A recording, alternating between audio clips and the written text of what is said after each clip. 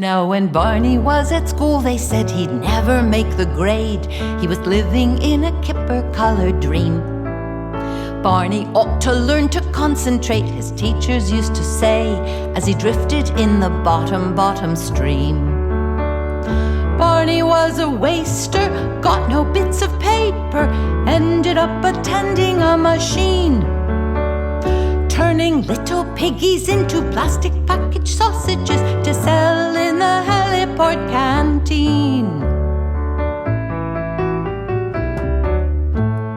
Barney seemed to lack ambition, didn't hear tomorrow call, didn't want the overtime for extra pay.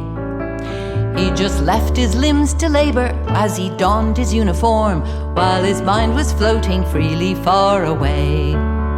And it's press, turn, screw, lift, early shift and late shift, every day the same routine, turning little piggies into plastic packaged sausages to sell in the heliport canteen. It was on a summer's evening Barney crossed from work to home with a twisted tube of metal that he'd found, and he stuck it in the garden like a broken totem pole, and he planted piles of pebbles all around. That boy's no use, must have a screw loose, thinks his bit of metal's good to grow. Barney felt the silence in his head begin to melt, and in his heart a spark of laughter seemed to glow.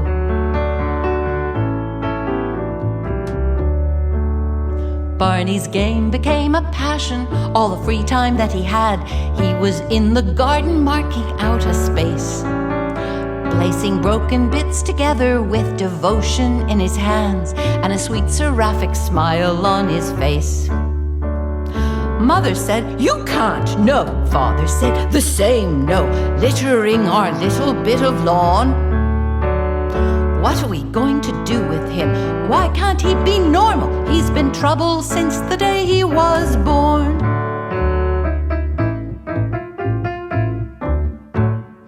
Every day he brought back something. He was nicking things from work. He was picking up what others threw away. Cans and kettles, boots and bottles, all the refuse of the earth, he assembled in a giant junk display. Copper wire, car tires, plastic pots and broken mops, worn out wheels and one old water tank. What a silly game to play, what a waste of effort. He'd do better if he went and robbed a bank.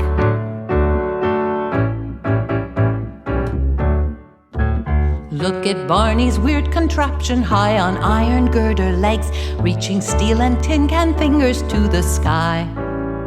As it wobbles in the breezes, its Felicia beacon heads seem to nod and wink at all the passers-by. Every day he'd do a bit, every day it grew a bit, sprouting like a jungle in the rain. The neighbors watched in horror as this multicolored monster escaped from his loony bin brain.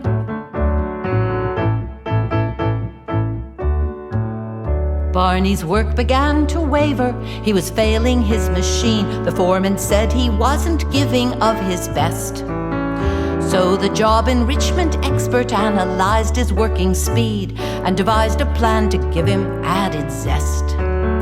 It was press, turn, screw, lift, press, turn, screw, lift, early shift and late shift, every day the same routine, turning twice as many piggies into plastic packaged sausages to sell in the heliport canteen. Barney's folly neighed the neighbors, was disfiguring the street. There was baying from the purity crusade, and the careful ants informed him that the bylaws had been breached, while the blowflies buzzed round every move he made.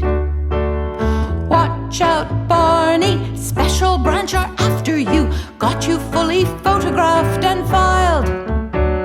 Officialdom is closing in, oblivious of everything. Barney builds as happy as a child.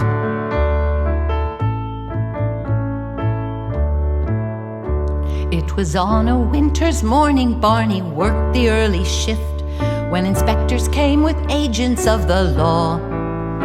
They dismantled Barney's monster, dumped it on the council tip, left the garden neat and tidy as before.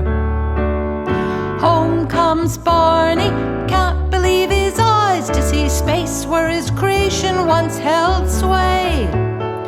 Shadow seems to fall on him, silence seems to swallow him. Frightened Barney turns and runs away.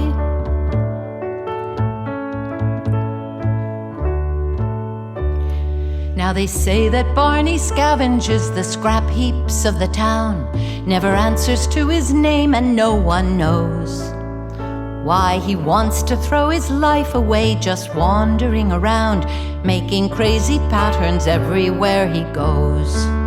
And still it's press, turn, screw, lift, early shift and late shift. Other limbs are minding his machine, turning little piggies into plastic packaged sausages to sell in the heliport canteen.